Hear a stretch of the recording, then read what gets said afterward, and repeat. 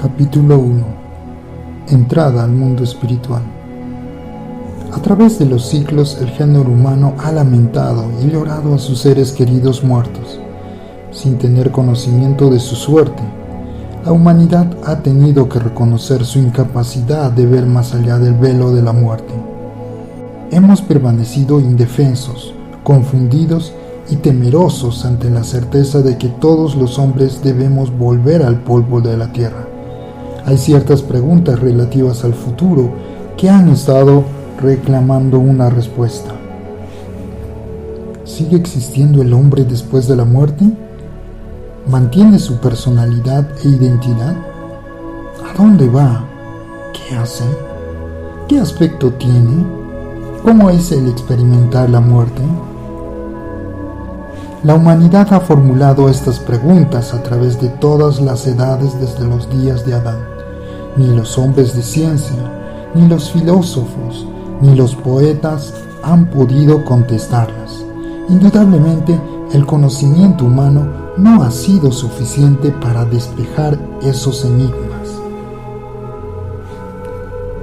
Alusiones bíblicas a visitas al mundo espiritual. Las buenas nuevas de Cristo comenzaron a disipar estas sombras de incertidumbre y desesperación en el meridiano de los tiempos. El Maestro prometió la vida después de la muerte cuando proclamó que el que oye mi palabra y cree al que me envió tiene vida eterna y no vendrá a condenación, mas ha pasado de muerte a vida.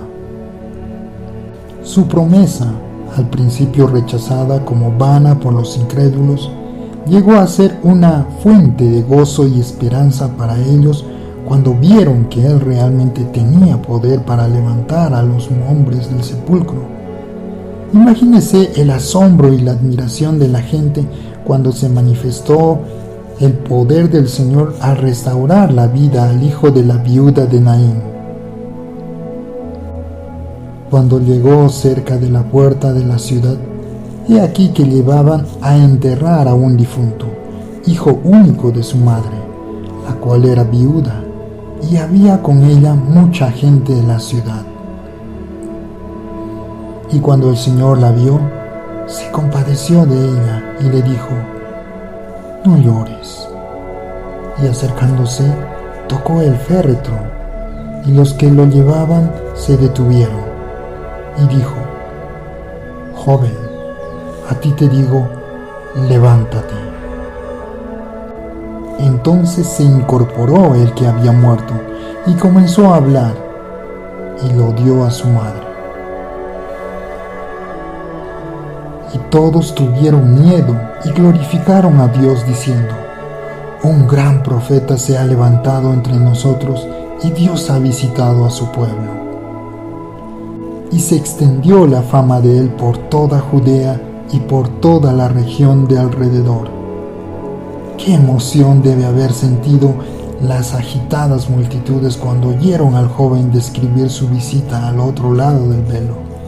Varios meses después, a 35 kilómetros de allí, Jesús nuevamente demostró su poder sobre la muerte al reclamar el espíritu de la hija de Jairo, un líder judío.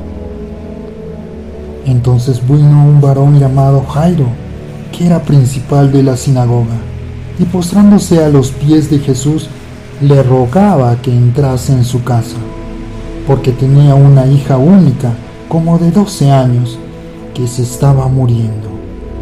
Y mientras se iba, la multitud lo oprimía. Estaban hablando aún cuando vino uno de la casa del principal de la sinagoga a decirle: «Tu hija ha muerto. No molestes más al maestro». Oyéndolo Jesús le respondió: «No temas, cree solamente y serás salva». Entrando en la casa, no dejó entrar a nadie consigo, sino a Pedro, a Jacobo, a Juan y al padre y a la madre de la niña. Y lloraban todos y hacían lamentación por ella. Pero él dijo: «No lloréis, no está muerta, sino duerme». y se burlaban de él sabiendo que estaba muerta. Mas él, tomándola de la mano, clamó diciendo: «Muchacha, levántate». Entonces su espíritu volvió, e inmediatamente se levantó, y él mandó que se le diese de comer. Quizá a esta niña se le permitió contar los prodigios que había visto, porque está registrado que sus padres estaban atónitos. Aparentemente estaban tan asombrados que Cristo les mandó que a nadie dijesen lo que había sucedido. 2 años después, nuevamente el Salvador reprendió a los lazos de la muerte y sacó de la tumba a un hombre que llevaba 4 días muerto. Con el llamado de Jesús: «Lázaro, ven fuera». Este querido hermano de María y Marta se levantó y salió de la tumba, atadas las manos y los pies con vendas. ¿Acaso es sorprendente que el maestro haya podido decirle a su hermana: «El que cree en mí, aunque esté muerto, vivirá»? Imagínense los relatos que Lázaro habrá podido narrar acerca de sus experiencias durante esos 4 días vividos en el mundo de los muertos. Consideren también el relato que debe haber hecho la mujer llamada Tabita de su visita al mundo espiritual después de ser devuelta a la vida mortal por el apóstol Pedro. ¿Qué habrá visto mientras su cuerpo quedaba en la recámara durante las horas en que los mensajeros corrieron a Lida, a Job, de donde regresaron con su amado líder? ¿Y qué habrá contado Eutico, el soñoliento joven de Troas, que se cayó de la ventana de su breve visita al mundo espiritual? Murió como resultado de la caída y fue restaurado a la vida por el apóstol Pablo. ¿Serán sus relatos como los del hijo de la viuda de Sarepta, que fue devuelto a la vida por Elías después de haber pasado preciosos minutos en la vida más allá de la muerte? ¿O fueron como el testimonio del hijo de la Sunamita, cuyo espíritu fue más allá del velo y luego regresó a su cuerpo?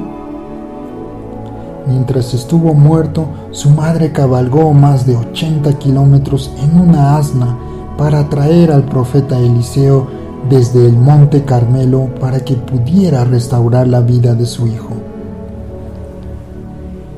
Aunque la Biblia da evidencias cuidadosas de estas personas que regresaron de la muerte, no nos da ninguna referencia de sus experiencias en el más allá.